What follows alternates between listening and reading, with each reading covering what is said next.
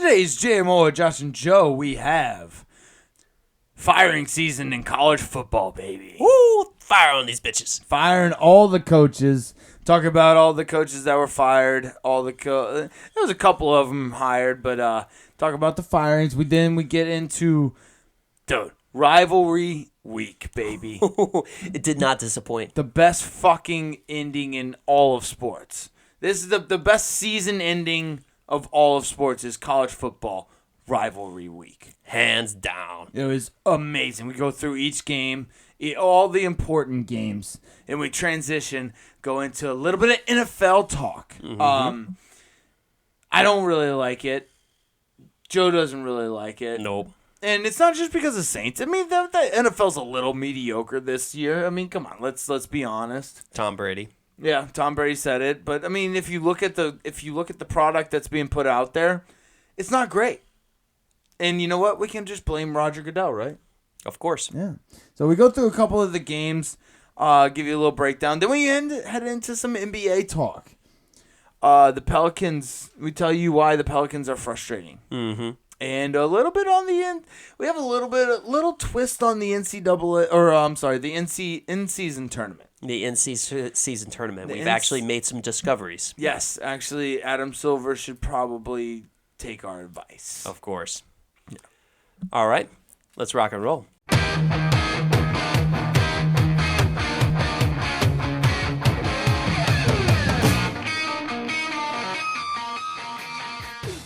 Welcome to JMO, Josh and Joe. It is Tuesday, November 28th, and Joe, it is firing season in college football. Ooh, it's getting hot in here.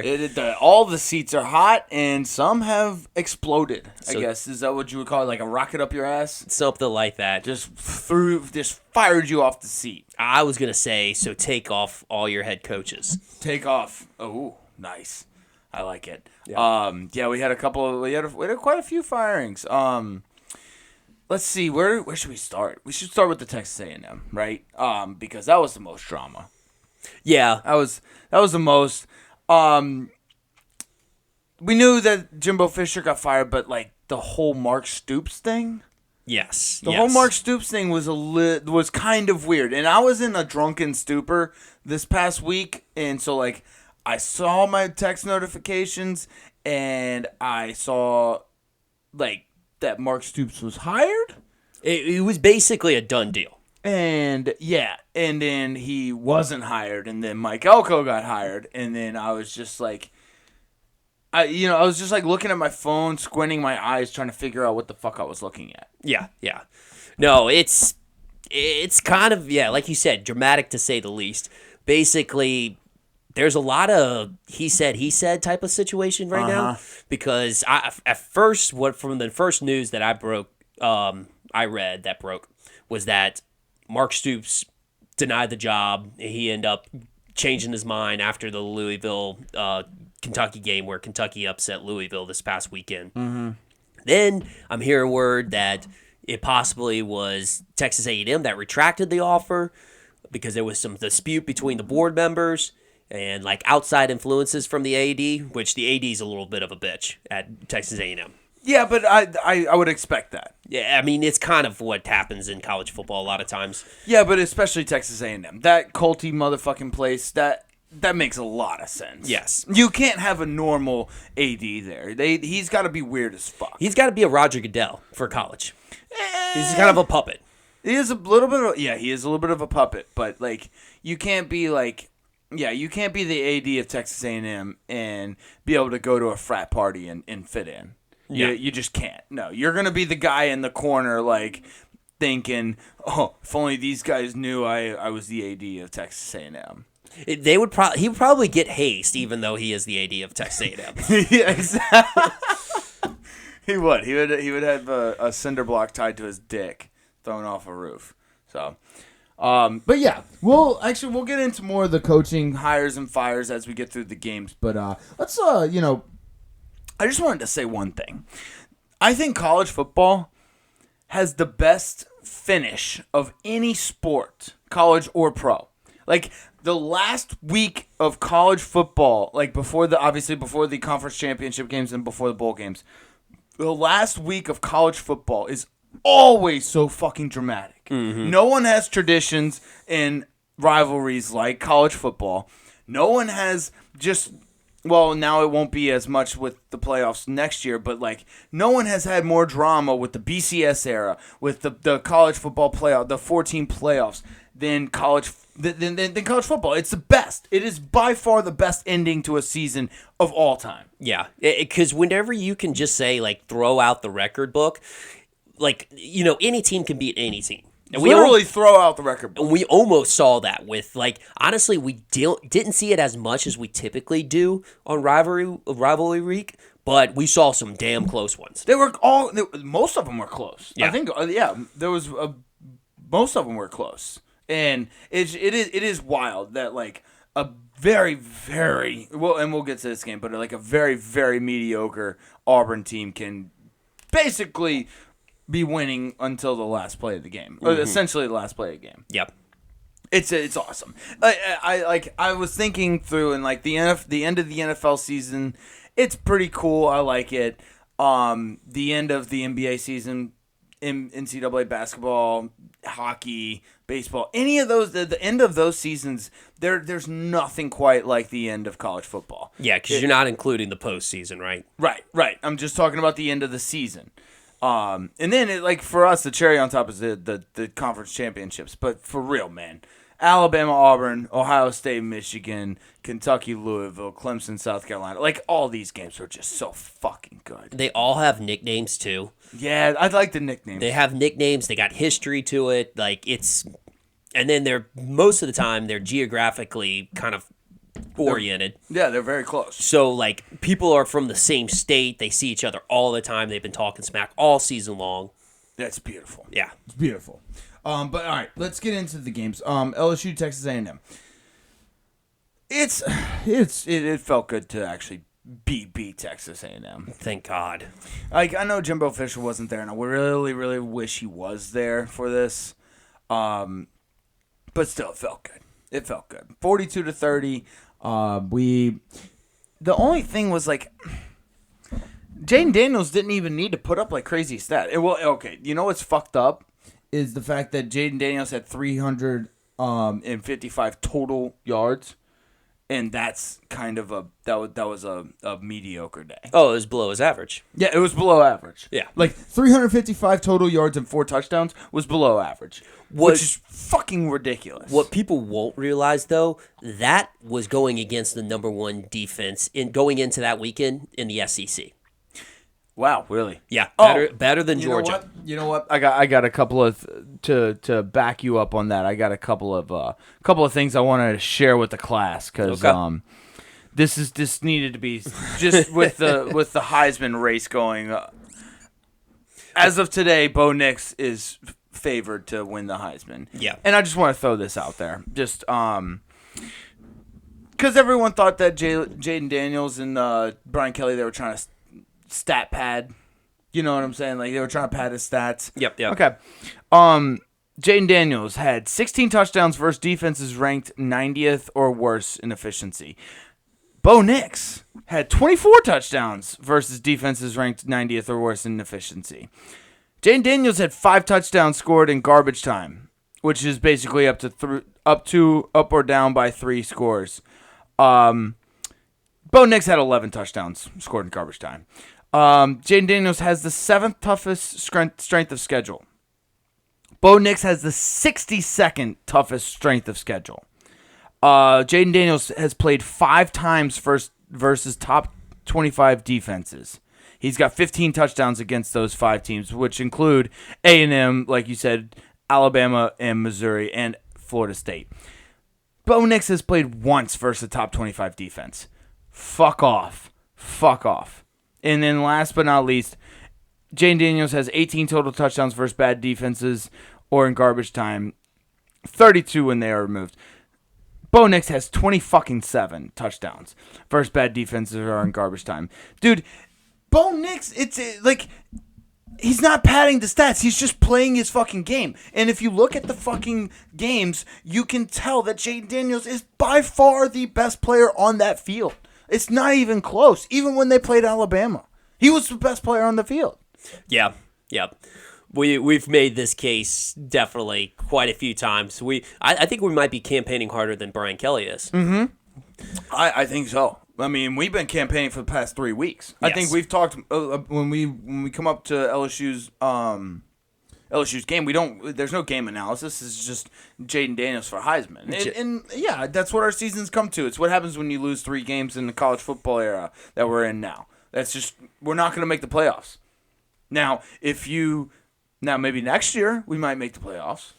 I mean, we're pretty close. We're ranked number 13 with the new rankings coming out. So, yeah, we it's one of those things where this year, yeah, sure, we're gonna root for Jaden Daniels to win the Heisman because that's what we got. Next year, different story. I think it's gonna be fun. But yeah, the only thing I had on this was honestly we should have beat Texas A&M more, but the time of possession sucked. See, normally our defense gives up touchdowns really quick. But against Texas A&M, they did not give up touchdowns very quick. It just took A&M a little bit longer, which honestly, A&M, that's a bad look for you.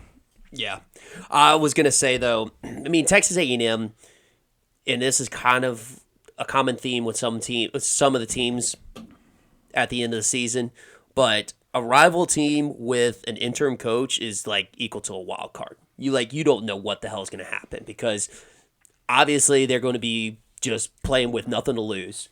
He's coaching with nothing to lose. He's coaching with nothing to lose. So basically, you throw out the tape. It's not like you can actually figure out exactly how they play. Mm-hmm. They're going to just play whatever they want to play. Right. So it's really, really tough. I mean, it's a tougher game than what it's given credit for. LSU made it look easier than what it is. Definitely. What it was. Yeah.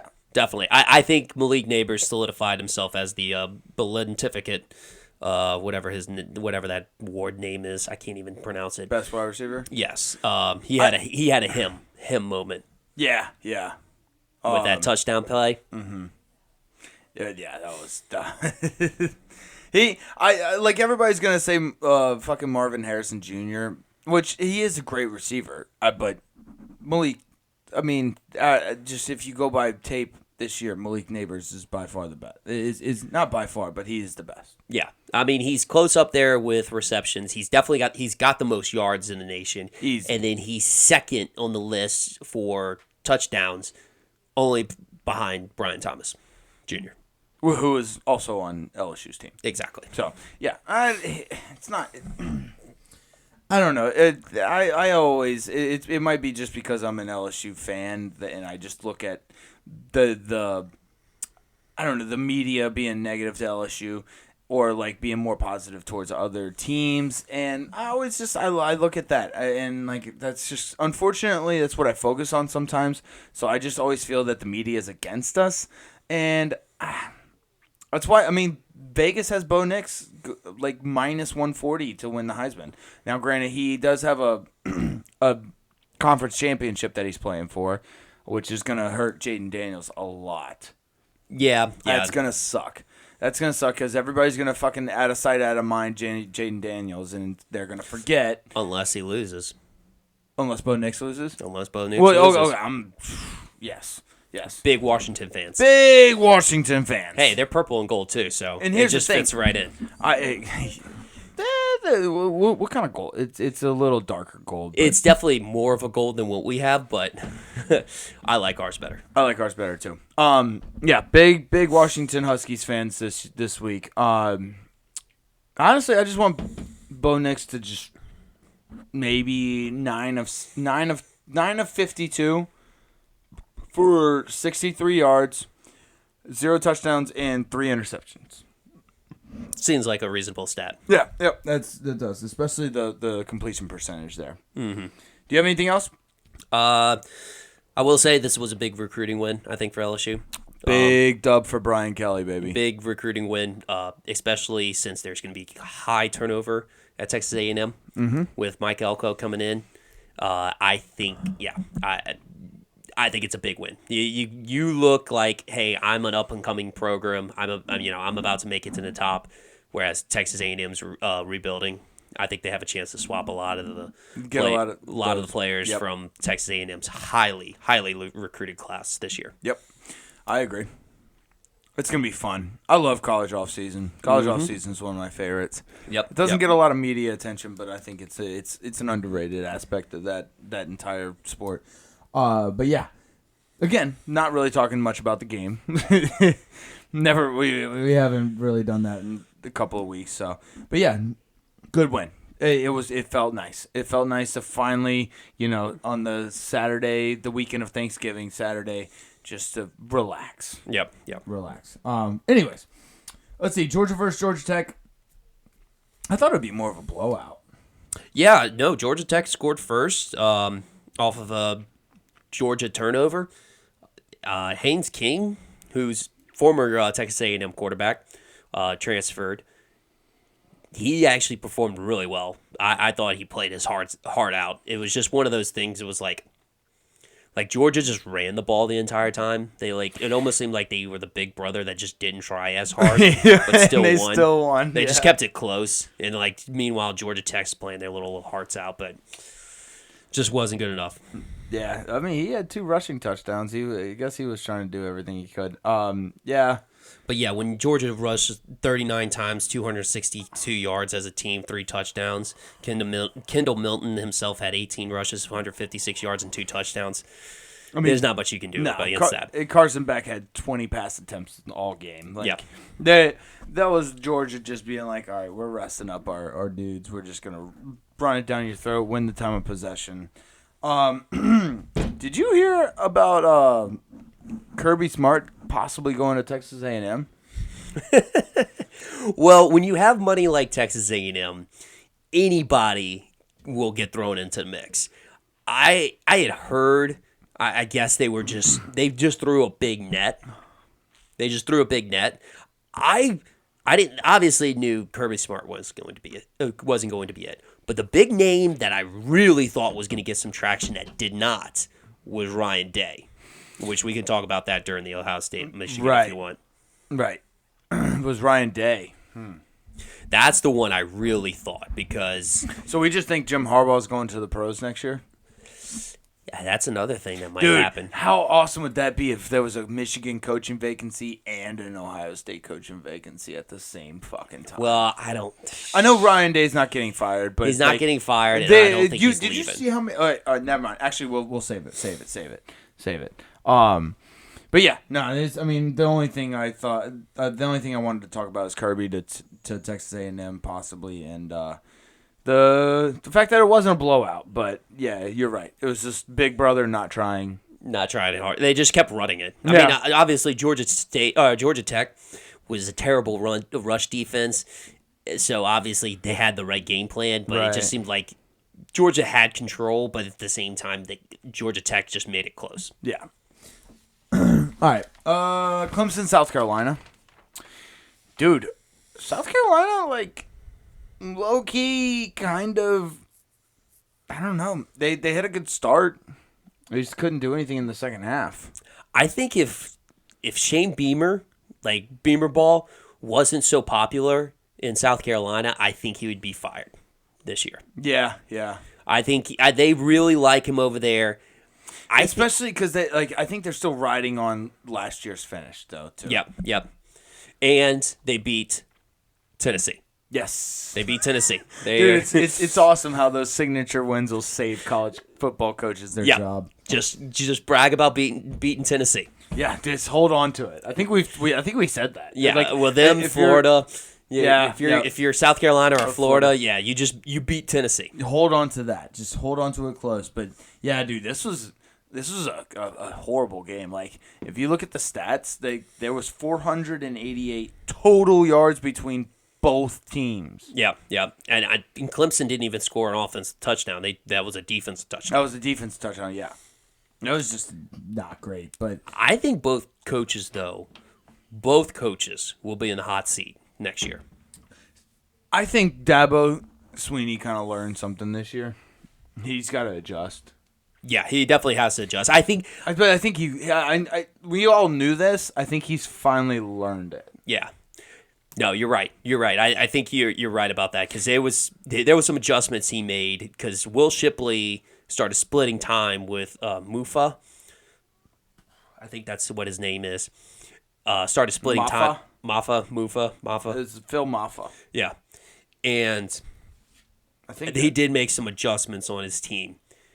I think Dabo will be in the hot seat next year. I think he plays out of it, but I think him and Shane Beamer will be in the hot seat next year. I like the Shane Beamer take, but the Dabo, I think this was like a wake up call. This year was a wake up call for Dabo Sweeney. Is like it better be. Yeah, you're not the powerhouse you used to be in the ACC. Like you went 8-4 this year in a not necessarily a weak ACC, but not a strong ACC. No. Like the ACC is what it is. You know what I'm saying? And like it's basically capitalized by you, the Clemson fucking Tigers, being at the very, very top of that in the playoff contention. Mm-hmm. You're not at the top of that. In Florida State, like, yeah, sure, they lost Jordan Travis, but, like, they were kind of shaky all year. Like, it wasn't like they were dominating everybody. Yeah.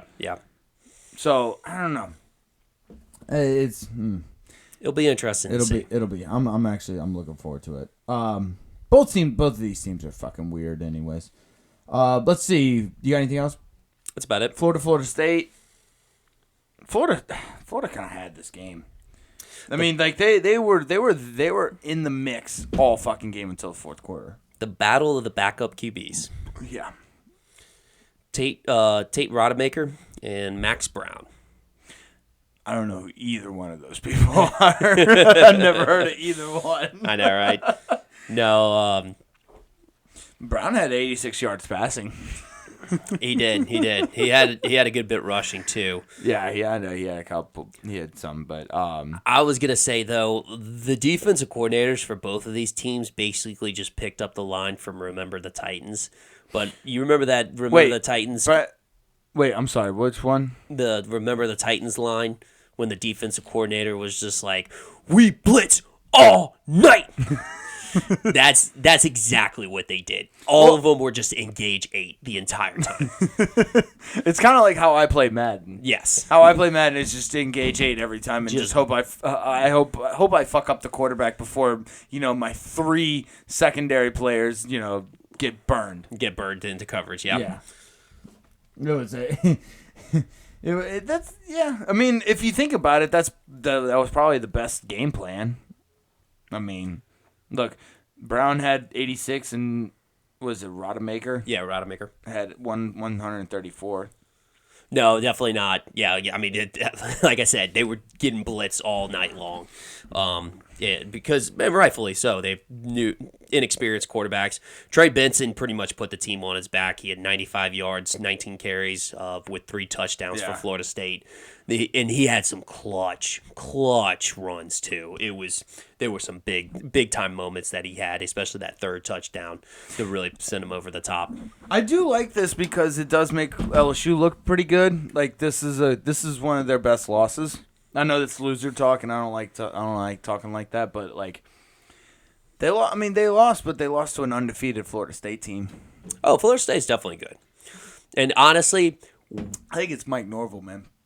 Mike Norvell's a fucking hell of a coach. I think it's a little bit of like Jordan Travis and their team that they've got. They've got a good team. Johnny Wilson's really good. Who put that team together?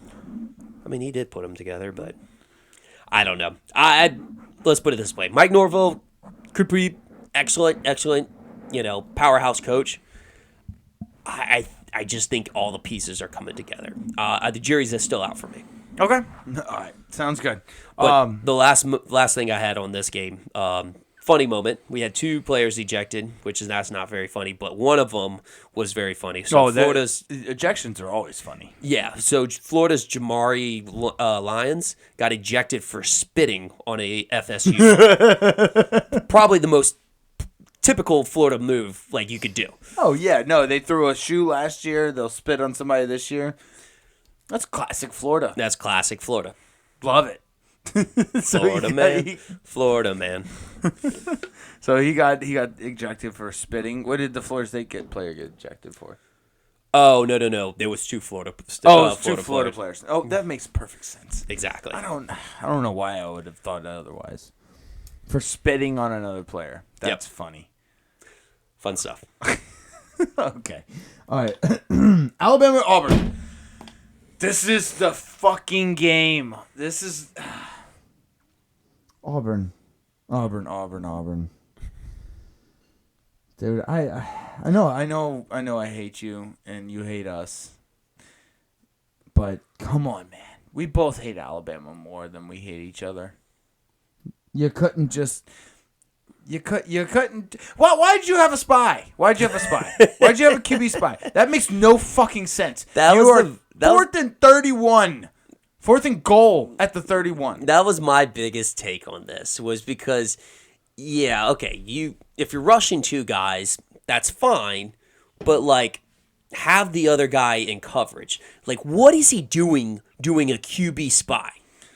If the quarterback took off, the entire 9 players would have 31 yards to come up and tackle him. Yes, exactly. So, like, and all you got to do is tackle. I know, like, sometimes they can pull off some miracles, but I would much rather have a Jalen Milroe throw that pass on the run than him just sitting clean in the pocket. Right.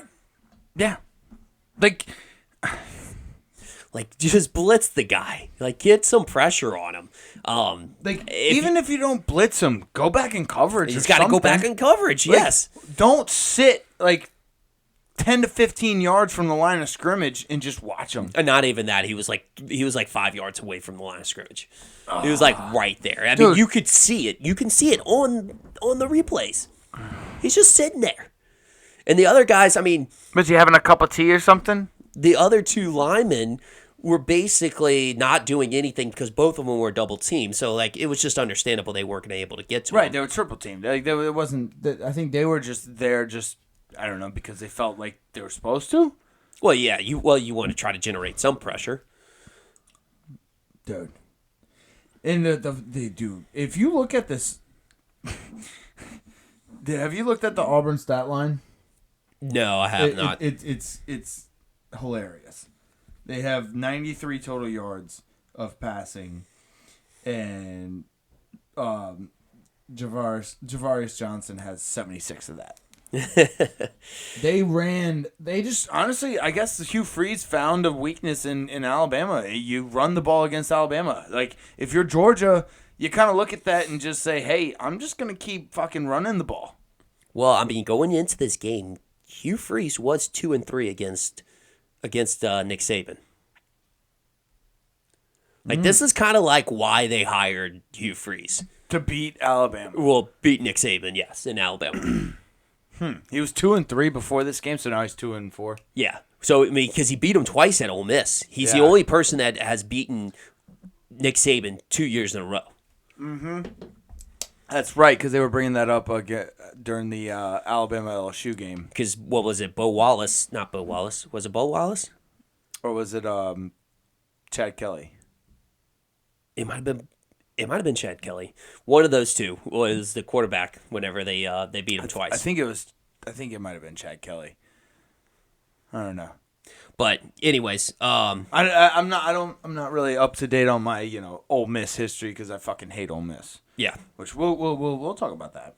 Dude, man, that shit was fucking insane. This is why I love college football, but the kick 6 is definitely worse. I'm gonna put, if you're ranking like worst endings for Alabama for Alabama, the kick 6 is number 1. Yep. This is number 2. Like, this has got to be number 2. Well, especially because of the events leading up to it. So basically, Auburn stops Alabama. Has them punt the ball. Auburn muffs the punt. Coy Moore, LSU transfer, muffs the point. Which is why he's not at LSU anymore. But no, I'm just kidding. I'm not. No, I don't. That's not the reason why he was not at LSU. No, he muffs punts. That's why he's not at LSU. Yeah. So he muffs the punt. Alabama gets it. So it looks like Alabama's about to run away with this game.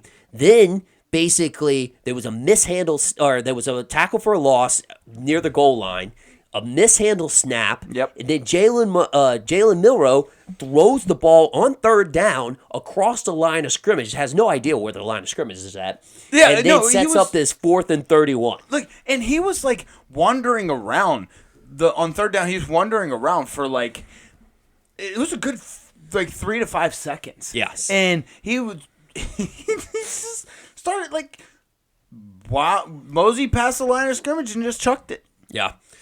But yeah, all those events leading up to that one play, because I mean the one play obviously was crazy enough, but all those events transpiring, that's what really made this like such a crazy moment. The ending, one of my favorite endings. Yeah. No, honestly, I love the fact that this game happened on the last SEC CBS game during the 24 years that they covered him. Fitting. It was so fitting. Very fitting. Very fitting.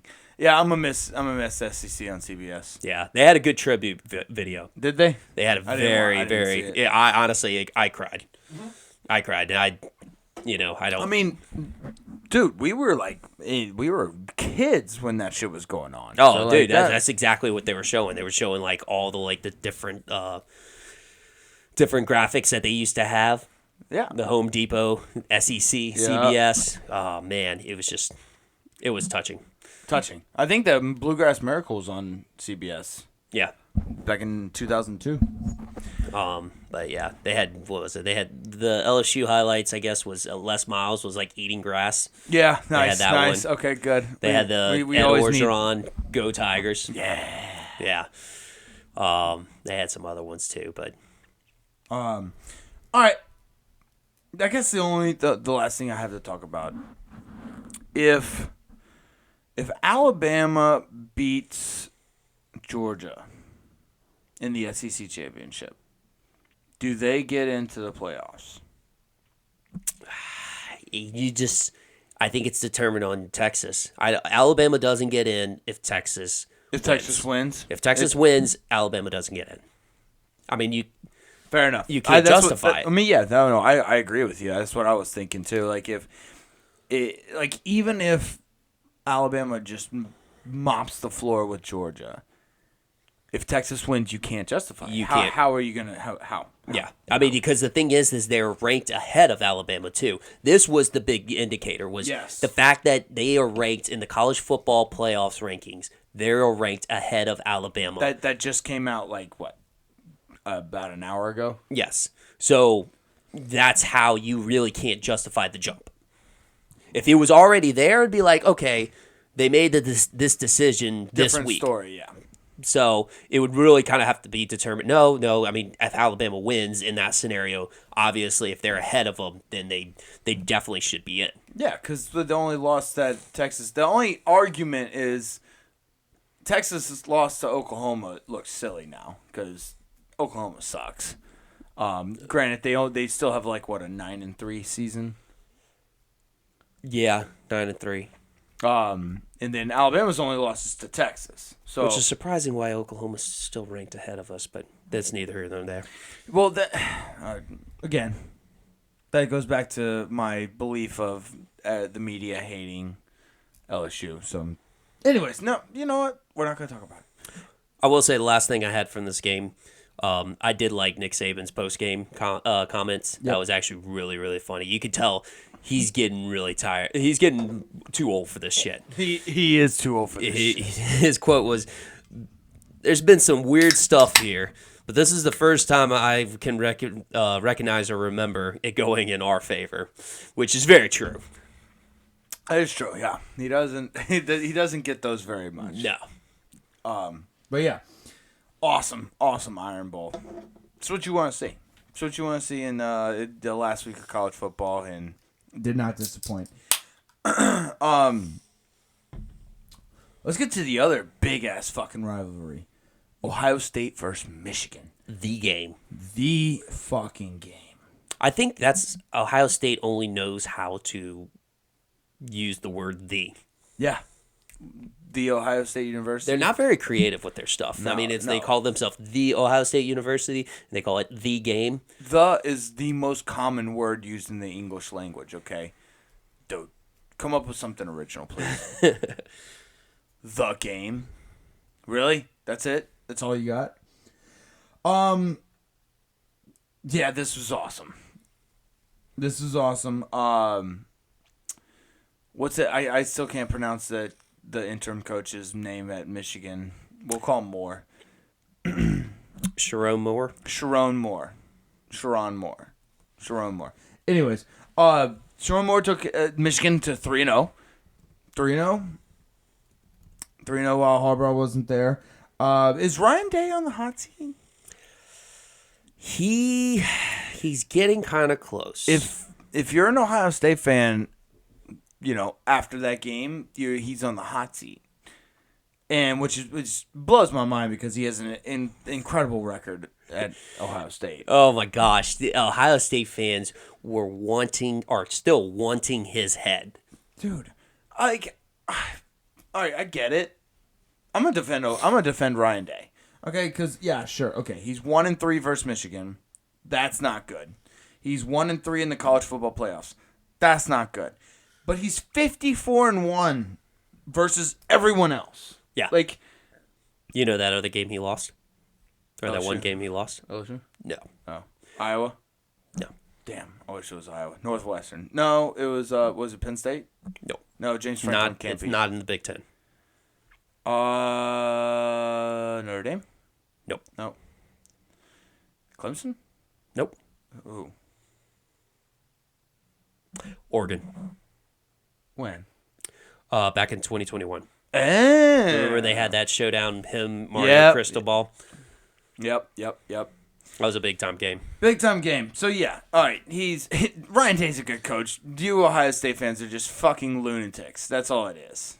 Honestly, my take on this is Kyle McCord's not a good quarterback. Kyle McCord is not a great quarterback. Honestly, Joe, you've been saying that all year. This isn't the first time I've heard you say that. That's true. Like, you can't have receivers like not only Marvin Harrison Jr., who's awesome, but Amike Mbuka. Yeah, sure. I believe that's his name. Whatever. Emeka Mbuke. Bukaki. Yeah, probably, something like that. And then also plethora of talent. Fleming, as well. Fleming's nasty. Yeah, he's got talent all over the board. Like, you got to be able to win with that. I'm with you. Kyle McCord sucks. I never was. I didn't like him at the beginning. I wasn't like as, I guess, opposed to him as you were. But, dude, Michigan might. I might like place a bet on them to win the national championship game. Well, let's say this. I maybe won't if Jim Harbaugh is coaching, but if they suspend Jim Harbaugh for some reason, then I'm betting all my money. I'm betting my entire house on Michigan. They just love like having that chip on their shoulder.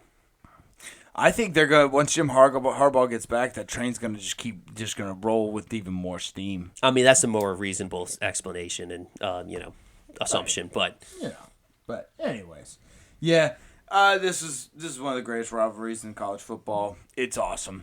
It was everything.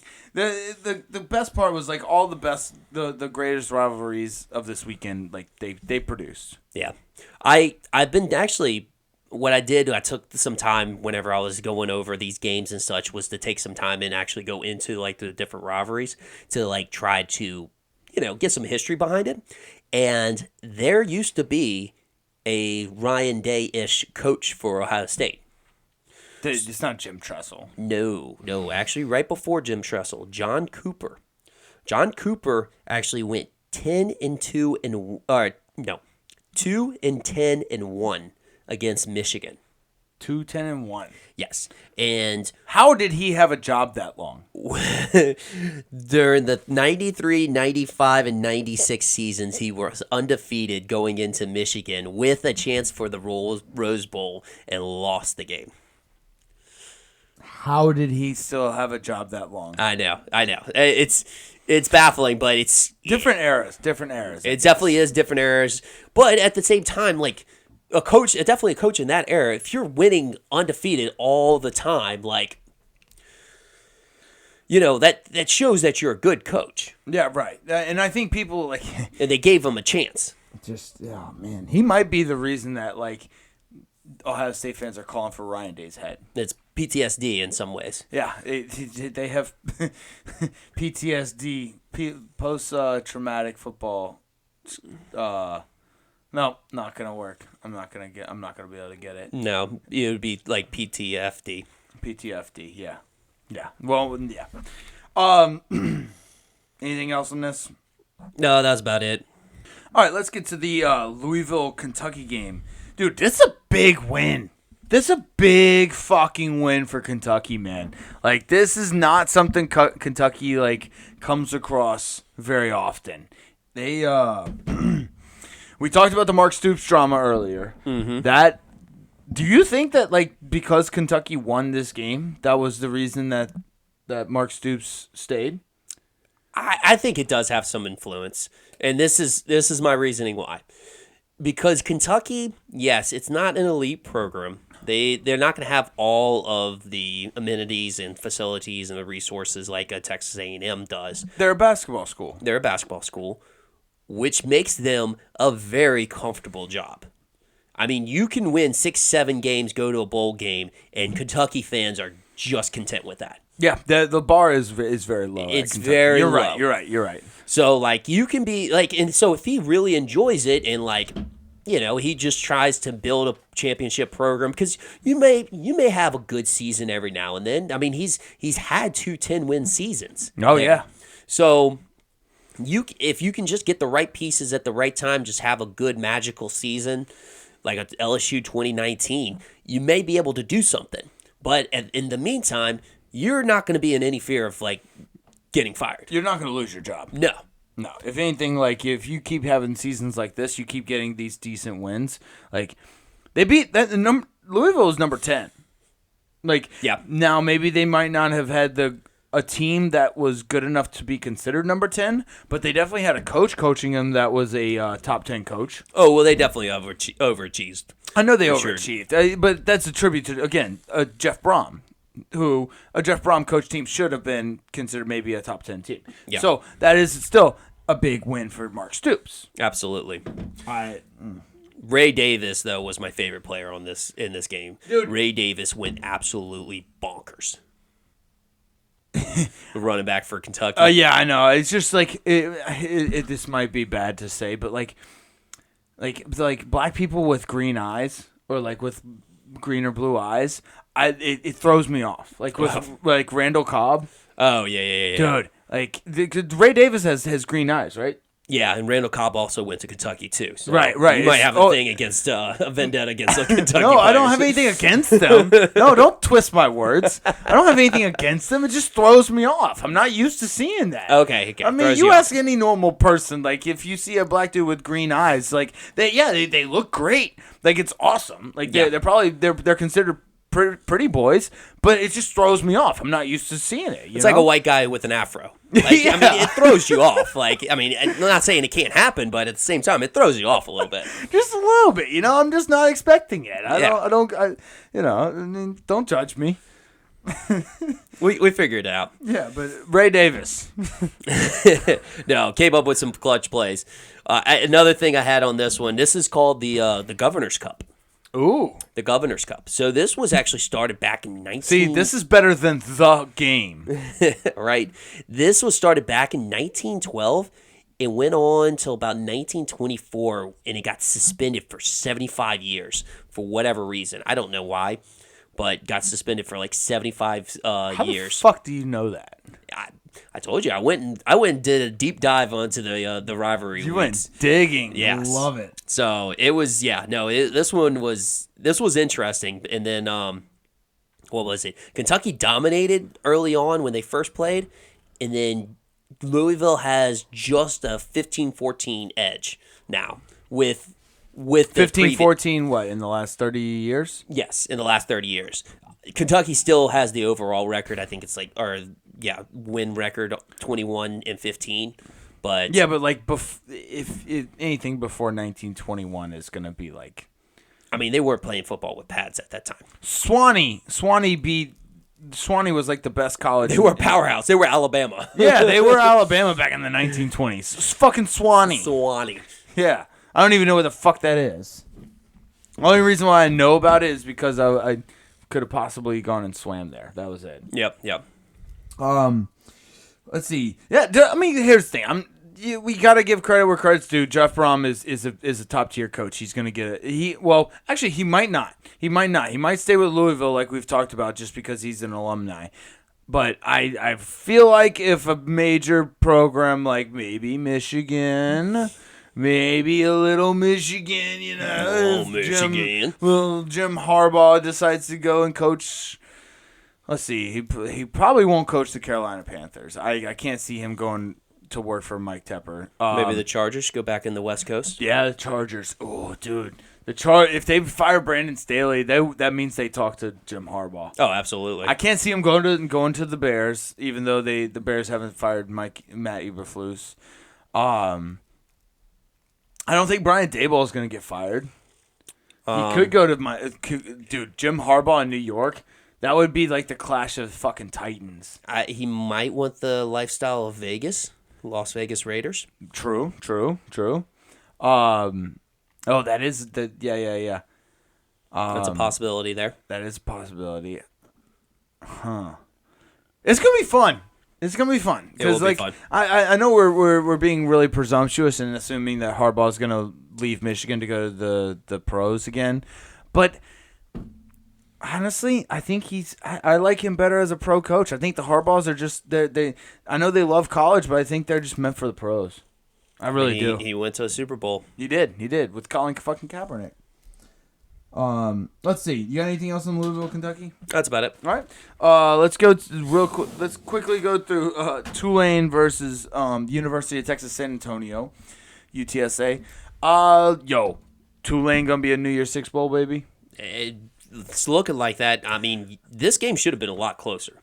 Yeah. This game should have been a lot closer. I mean, UTSA has lost. They lost 3 games, I believe, before this, but none in conference games, which is all that matters. Right. I mean, out of conference games for smaller schools like this, you're usually playing bigger schools who pay you $1 million to play them. Exactly. So yeah, this was a head-to-head matchup in the conference, and Tulane handled them. Yeah, and honestly, it was fundamentals. They just ran the ball. Mekhi Hughes had 166 yards, a touchdown. Like Michael Pratt didn't really do very much, but he completed 9 passes. Yeah, I mean it's all they really needed to do. Exactly. I'm a little nervous for Tulane on a New Year's Six bowl because I was way more confident last year when they had Spears, and well, they were also undefeated. I know, but like it was just you just seemed. Like this year, this Tulane team, there was a lot of really close games. You know what I'm saying? And I'm a little nervous if they get a New Year's Six bowl against a really good Power 5 team. Yeah, I don't see it this year, though. No. I don't see it. You don't think they're going to get one? I don't think they're going to get a New Year's Six bowl. I mean, I think they're going to get a good matchup and a good bowl game, but not New Year's Six. Nope. But yeah, that's about all I had on this one. Let's go Green Wave, baby. I think we should... I think LSU should play Green Wave every other year or something like that. Reignite the rivalry. Reignite the rivalry. I love it. I think that would be awesome. Yeah. Anyways, let's real quick. Iowa, Nebraska. Wholly under 25.5 points. That was at game time. Dude, I love how Iowa just plays games with the most bizarre stats ever. So get this. So get this. We had a muff punt by Nebraska. Oh. We had a block. We had a block field goal after a made field goal, but disregarded because of a delay of game. Right. Iowa, and then the next one was blocked. Then they had another block field goal later on in the game. There was 5 fumbles between both teams, 2 interceptions between both teams, and 14 punts for plus 500 yards, and a missed field goal by Nebraska. Like this game was just bizarre. In all the wildest ways. You know the best part? What's that? It's just Iowa's fans have completely accepted it. Yeah. And I don't know if you saw the fans, but they just had shirts that basically just all it said was punt. Just punts. It's amazing. And like honestly, now it's kind of fun. Like obviously it's shitty. It's kind of shitty football to watch, but when everybody's having fun and everybody's accepting it for what it is, I kind of like it. Yeah, I kind of like it. I mean, like obviously for the most part, it's like unless you're a Nebraska or an Iowa fan, you're not going to find this fun, but like I've been in that situation. We both have with Alabama and LSU back in the early 10s. Like those games were 13-9. Yeah. It was terrible, but like you still loved it. And we always denied it almost. Like it was almost like, we're not that type of team, but the Hawkeye fans they love it. They just punt. It was funny because the cameraman was showing those guys every time there was a punt, and they were just jumping up and down. Like, I mean, hey, you know what? If you're going to do it a bunch of times, might as well get into it. Yeah. And, hey, you went a little viral there. Yeah. That's funny. But, yeah, that's all I really had on that one. 25.5. No, it was bizarre, man. What was it? Shoot. Iowa threw a pick, and it looked like Nebraska was about to come away with it. And then just as you thought, you started thinking that way, Nebraska throws a pick right to the Iowa player, which I think what happened was, if you look at the replay, the Iowa player jumps in front of the ref. So I think Purdy just thought that was the ref. And so all he had to do was just throw it in, which that was in the trajectory of his receiver crossing behind the ref. And I just threw it right to the guy. It was bizarre. It's just like I said, bizarre in all the wildest ways. Very, very weird game. I just love seeing unders hit when it's 25.5, and like you knew that was gonna happen. Oh yeah. Now I do want. Should I tell everybody your gambling advice for next week? What's that? Oh yeah. Yeah. Okay. Go for it. Go for it. This is the one Iowa game you will bet the over. The one Iowa game you bet the over is when Michigan is going to just pounce on you. I did that solely on the fact of just what I think Michigan's going to score on Iowa. Yeah, I think if what is it, 33.5 or something? Well, it was about 35. 35? I think Michigan's going to score over that, more than that themselves. And I think, because the thing is, I think I think they're going to need to, because I don't think Iowa's going to score. Because I can see, I was gonna say maybe a late touchdown, like a 35-7 scoreline. That's very possible. I think it's going to be. And that's not even that much of a blowout. I think Michigan's going to score 42. Very well could. Yeah. Very well could. Yeah, I think that's a little tip. Just slam that. Let's see. You got anything else on this? That's about it. Mississippi State versus Ole Miss. Real quick. Fuck Jackson Dart. Fuck Ole Miss. Fuck Lane Kiffin. Zach Arnett gone. Jeff Lebby in. Yeah. No. Mississippi State kept this a little bit closer than what it should have been, but like I said, recipe for a rivalry team with an interim coach, wild card. Yeah, I don't know. I guess Zach Arnett wasn't really a fit for Mississippi State, and you don't punish that on Zach Arnett if you're an athletic director from another school. Right.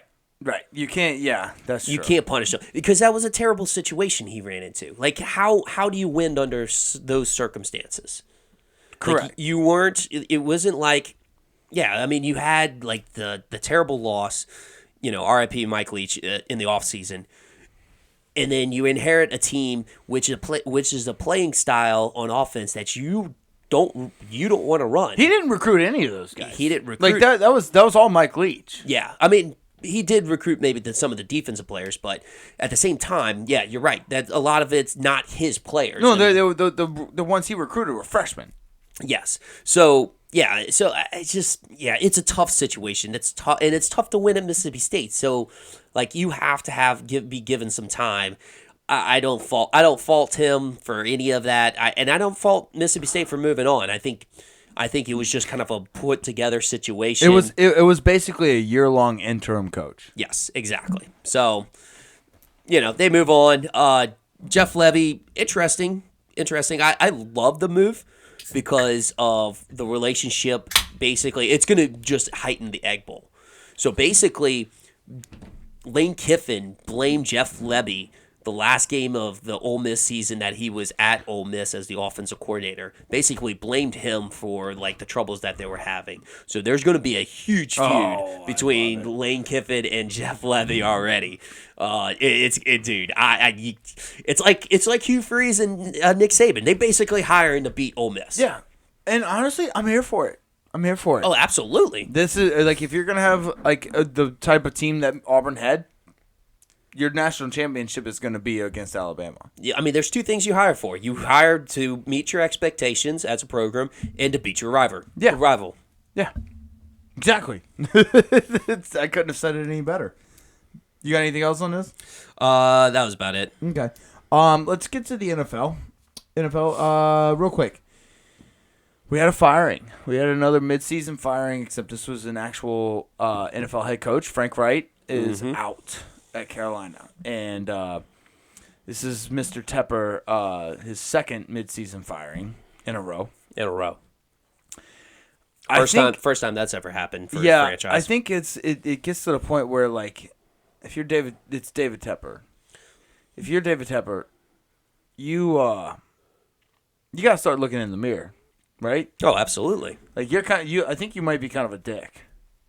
Because you're not giving anybody a chance. And then the thing is he's going to be lucky if somebody really wants that job.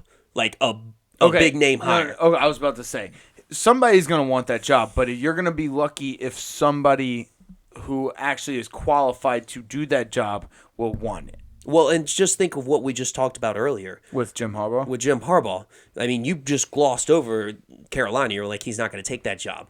That's the exact reason. Yeah. Oh, I agree. That's why I kind of saved it for this segment. I don't think Jim Harbaugh is going to want this because he has a good resume. He has a good resume, and I guarantee you that motherfucker would not want Tepper over his shoulder just breathing down his neck, looking over every fucking thing he does.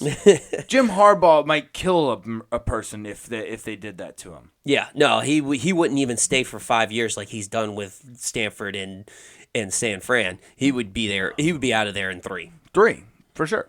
And yeah. So that's a sticky situation that I'm okay with because I don't really hate Carolina. I've never really had I hated when Steve Smith Sr. was there. He really pissed me the fuck off. Cam Newton really pissed me the fuck off. Mm-hmm. Honestly, I didn't really care about Jake Delhomme. Didn't really piss me off back in the day. That was kind of like a pity thing. It was like, good for you, bud. Hey, good for you, man. Yeah. But Cam Newton and Steve Smith Sr. Those are the only two. It's not like the animosity I have towards Atlanta. Atlanta's the worst. Atlanta, they could die. Yeah, it's probably Atlanta, Tampa Bay, and Carolina. And then Carolina. As far as our rivalry goes. But yeah. Well, actually, that's a good segment. Let's just get to the Saints and Falcons game. Let's just rip the Band-Aid off. I'm done with the Saints. I'm done. I'm out. I'm done trying to get my hopes up. I'm done trying to rationalize how we're gonna win next week. I'm done trying to figure out, hey, how are we gonna win the division? You know what? I'm done. It's so fucking frustrating watching the Saints right now. It might be I almost rather us be super fucking bad. It's just the epitome of mediocrity is what we're watching from the Saints right now.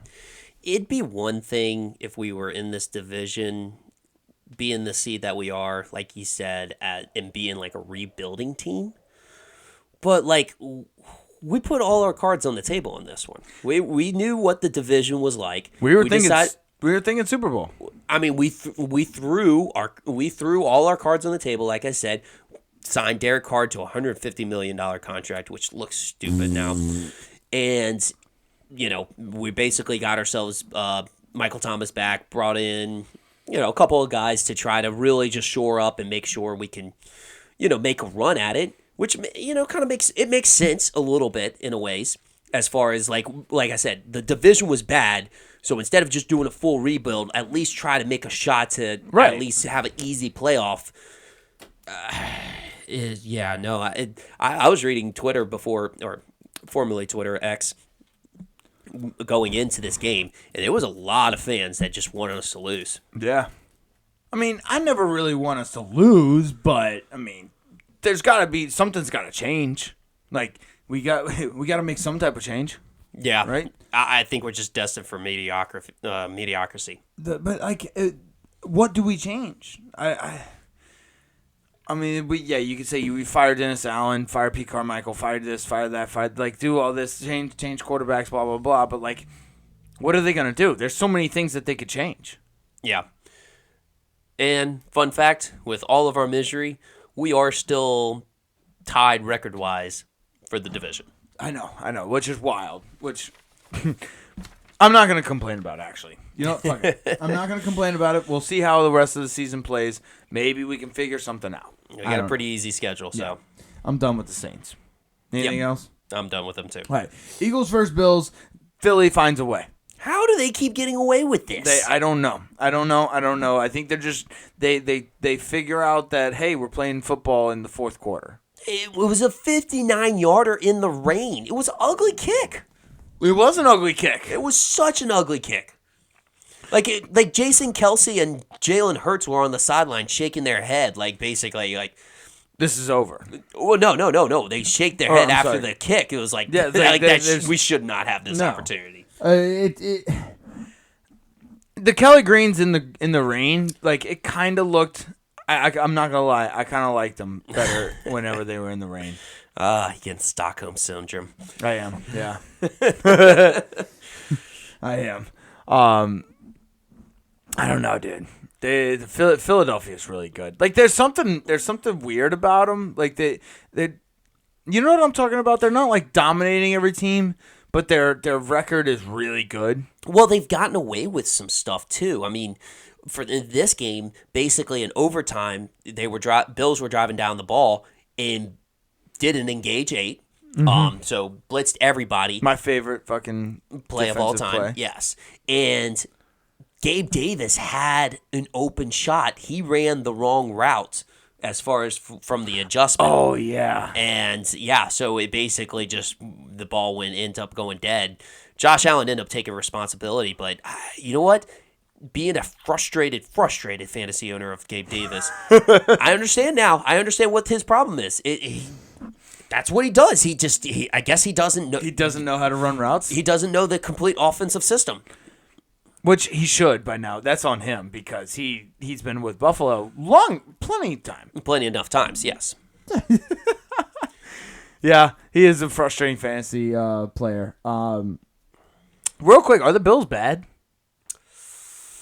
Were the Bills bad? Josh Allen has to cut down on his interceptions. He's got to. That has to be a focal point of this game. He looks like he wants to cry all the time. I don't know. He may be the Madden curse may be hitting him hard. So that is another thing. Is the Madden curse back? Because it might be back.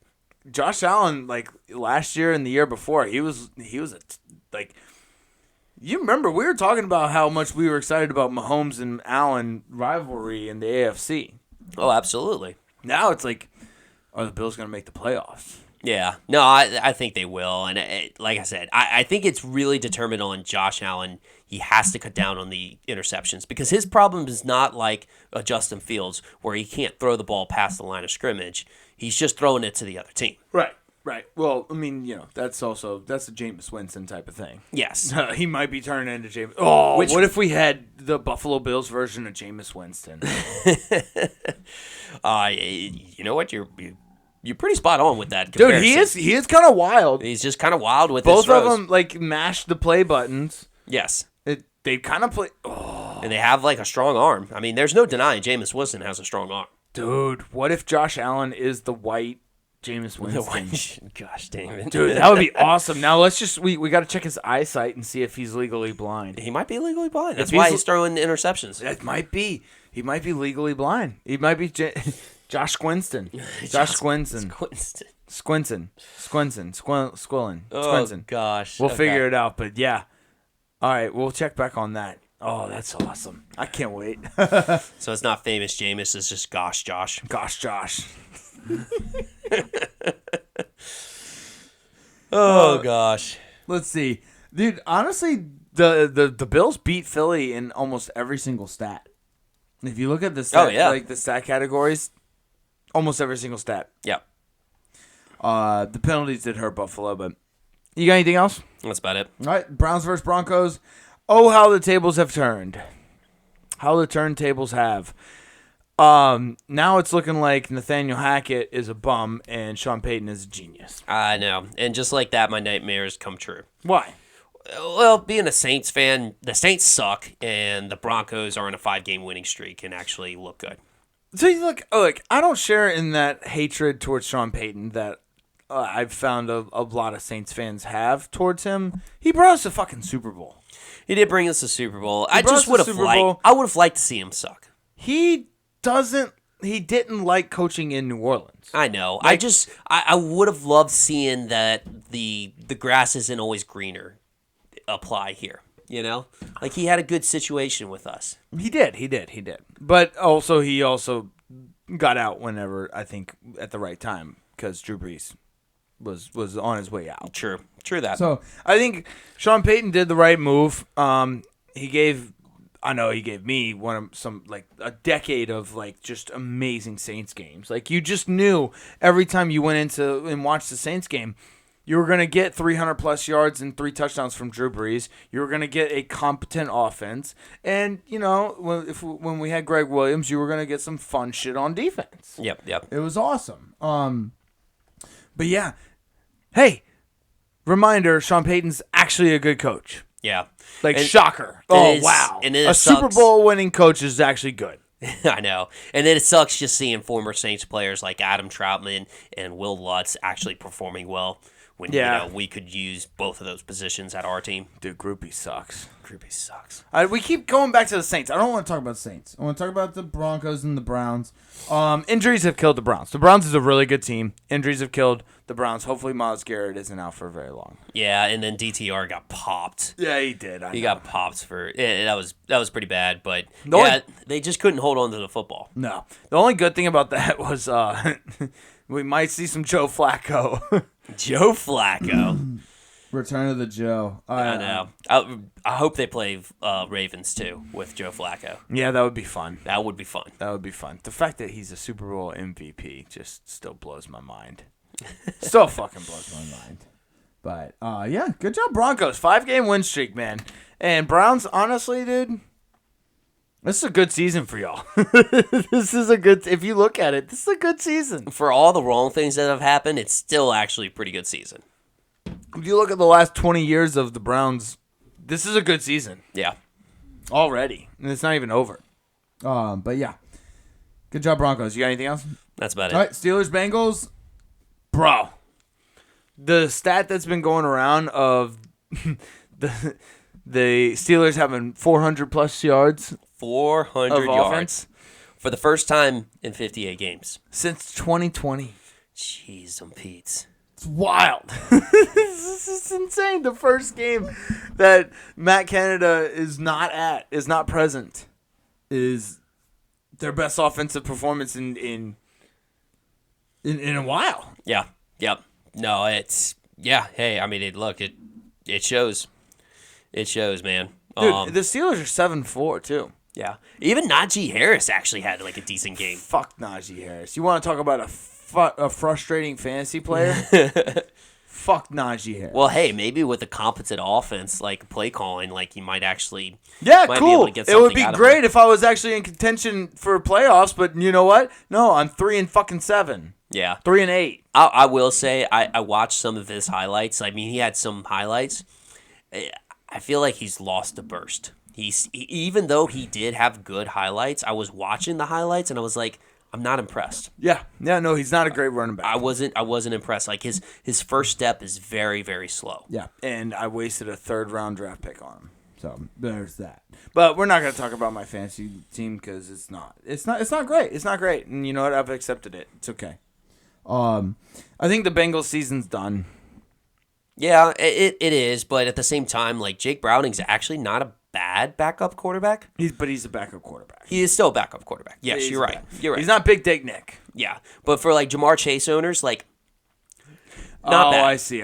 He's not. He throws the ball downfield at least. Right. Yes, he does. A lot of guys will just like hug on the tight end, like backup quarterbacks. They'll hug on their tight end or just do screen plays to the running back all the time. So like to see him kind of throw it down the field is a little bit encouraging for fantasy owners. Yeah, that is true. Yeah, I honestly don't really have too much else about this. Good job, Steelers fans, baby. Yeah. The last thing I had is an unblocked TJ Watt is a very scary man. Very scary man. It's one of the last things. I think he took it lightly on Jake Browning because he was just so focused on trying to strip the ball. But, yeah, that's a scary man. Yeah. I just saw him run unblocked. I'm like, how is this happening? Yeah, right? Yeah. He's I would have number one person you look for on that defense. I would have personally, if I was Jake Browning, I would have quit football right then and there. Yeah, I was like, no, I'm not seeing this happen again. Yeah. I'm not going to see this. I think the only thing worse would be seeing Myles Garrett come at you. Yes. That's it. Fuck that. Yeah. Or Aaron Donald. Aaron Donald in his prime would probably be. Oh, yeah, that would be a scary man because that's a big guy. Him and Myles Garrett. He's a big dude. That's a big boy. Big boy. All right. Let's see. You got anything else? That's it. Last game, Packers Lions. The only reason I brought this game up was it's a confusing game. Jordan Love looks kind of decent, I guess, and the Packers have won 3 of the last 4. Well, Lions need to just petition to not play on Thanksgiving. This is proof that it doesn't matter if they're good, it doesn't matter if they're bad. They just don't like Thanksgiving.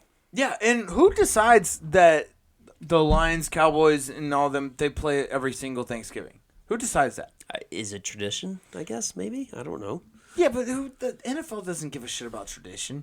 That's true. So, yeah, just petition to never play on Thanksgiving again. Yeah. I think that's what it is. Yeah. No, yeah, definitely. I think Dan Campbell also very coached with a very emotional style like he always does, and this was kind of the downfall of that.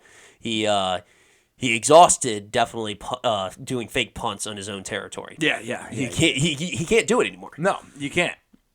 You've exhausted it. Like they know it's coming. Like, come on. Like you do that to throw them off guard, and you do that once. Like Sean Payton did an onside kick on halftime at the Super Bowl. He never did it at halftime ever again. No, he hasn't done it before or after. Yeah, he exhausted it because every time that we kicked the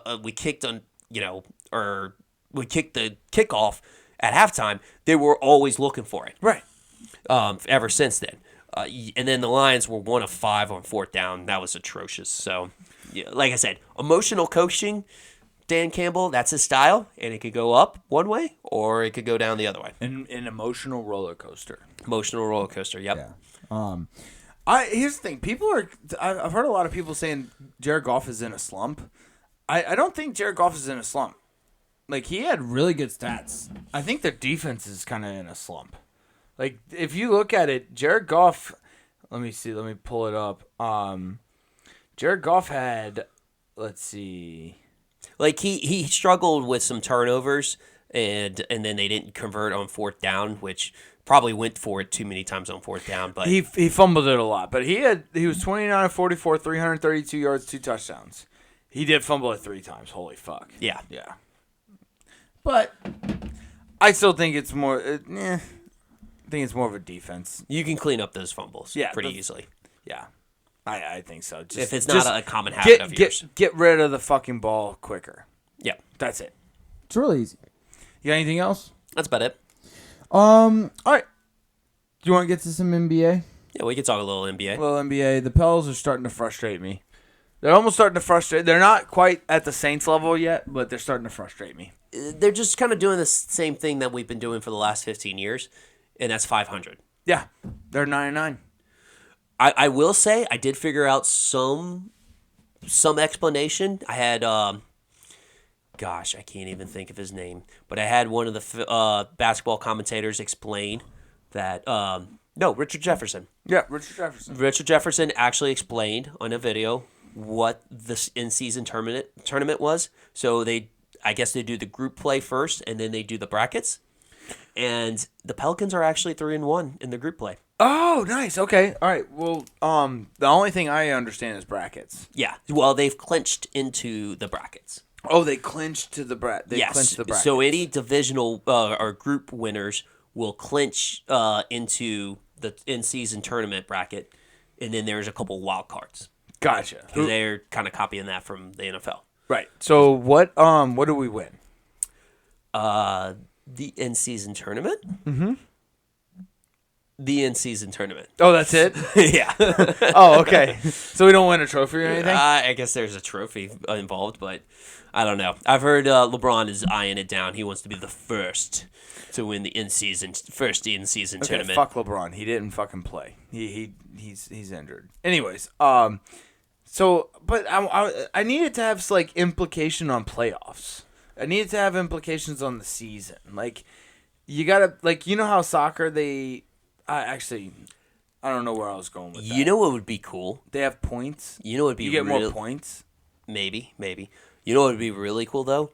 Is if you get an automatic bid into the playoffs. Oh. That's pretty cool. That would be awesome. But they would they would have to do that mid-season. They would have to do that mid-season. They couldn't do it at the beginning. They would have to do the why not? Because I just feel like it would be better at mid-season.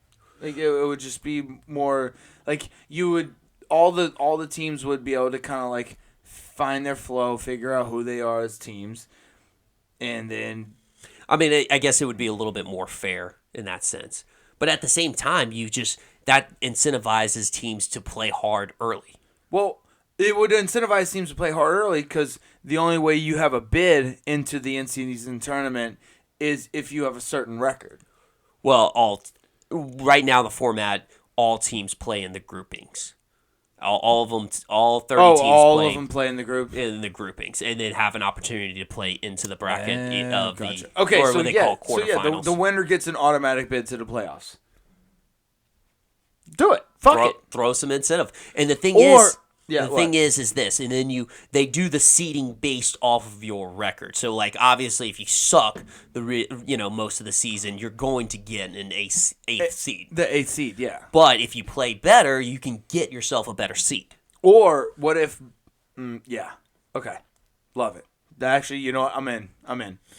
Yeah. I mean, hey, dude, that in-season tournament would be so fucking. Oh, dude, it'd be so hot. It would be so fire. Yeah. Like, dude, it'd be so tense. That would be playoff basketball. That would be playoff basketball in mid-season. Yes. Yeah. If you really want Adam Silver, if you really want people to watch this in-season tournament, this is what you do. Because right now, all you're getting is a meaningless trophy. Yes. You got to put 13 stakes over in it. 13. You got to put some stakes in it. Yeah. But yeah, the Pelicans are frustrating. I don't. And for some reason, Orlando and Houston are good. Right? Where the fuck did that come from? Orlando and Houston are good. What? Really? What is it? Pablo Habanero? Habanero. I don't know. Sengum. No, Sengum. his first the first pick last year in the draft. I don't know any. Nobody knows his name. I don't know any of this. But yeah. It's wild. This is wild. I love the NBA though. Watching the NBA is so much fun. It's a nice transition out of football because you're saddened by football ending, but at the same time, NBA's heating up. They'll console you. They're like, "Come here." And then you got the March Madness to revamp you up. Yes. And then summertime sadness. Let's not think of that just yet. All right. You got anything else? That's about it. All right. Well, we all see y'all next week. Love y'all. Later.